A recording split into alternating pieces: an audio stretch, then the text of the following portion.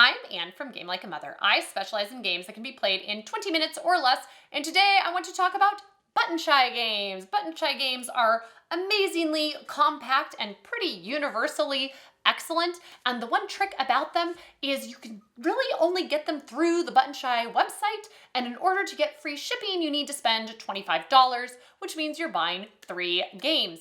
If you have been playing board games for a while, you're probably already familiar with some of their top hits, and the first 3 to get, I would think, would be Sprawlopolis, a great city building game.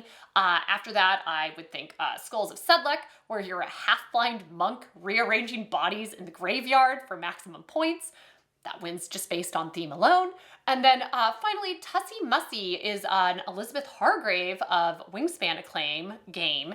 And it's where you're speaking the language of flowers and you're trying to create the highest scoring bouquet in front of you, but the manner in which you are offering flowers to each player to have them select which one they're keeping and which one you get to have involves a surprising amount of mind games. So that is pretty fun as well. But I'm a big Button Shy fan, so I've been playing a lot of their games, and they just sent me a few more to try, so I definitely have 3 more to suggest if you already have those first few. After those first 3, I would really recommend trying out Moving Pictures. This is a cooperative game in which you are trying to place out cards to put a movie in order. And you have limited amount of communication you're able to give to each other, and it can be really tricky to place the cards in sequence because you're only placing, there's 3 rounds of play, and of the 16 cards, you're only placing 6 in the first round. So you don't know if it's all just cards in the middle that you both have between the 2 of you, or if it's a wide range. And the cards have different abilities on them as well, or effects that have to take place. And some take place while you're placing them down. Some have to take place at the end. And so managing the strategy of all of that can be really tricky as well. And so it's strategic, but the right level where I feel like I have a measure of success, but each game is a fresh challenge, which is just a really nice spot to hit. And we also have the Dinosaur Outbreak version as well, so they have more versions of it as well if you really like that game, which we do.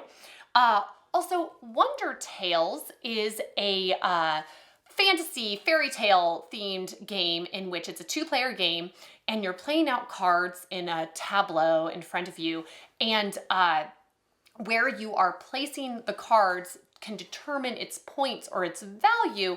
And so it's one of those that has a nice theme that both kids and adults can like, which is tricky. A lot of times it's one or the other, so to have it hit for both is really nice. And what you're doing, it's very simple to see, oh, okay, this is how this will score because of this. But the strategy of where you place things out is really fun and can be a little tricky to manage well. And the cards themselves are great. If you have like the little pig, you get a point if it's by the woodcutter, but you lose a bunch of points if it's by the big bad wolf.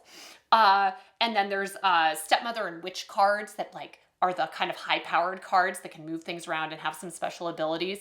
And it's really quick to get people up and running because you're trying to score the most points, and whatever it says on the card is what it is. So it has ended up getting played a lot just because it works for everybody, and it's so quick and fun to learn and play.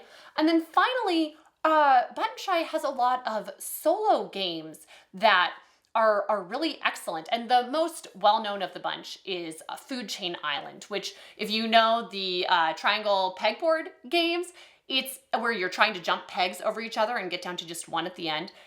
It's that, but a board game, an actual strategy, and you have different animals that can only eat a few animals lower in the food chain. So if you have, they all have a number on them. So if you have the number 4, it's a lizard, and it only can eat 3, 2, or 1, which are what are those? Those are the mouse and like a flea or a gnat and really little animals. But the polar bear is a number 15.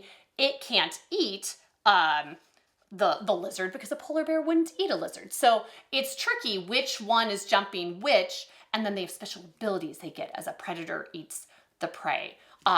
So it's really works together so well. And it's like one of those puzzles that just seems so simple and intuitive, but there's a lot to it every time you play.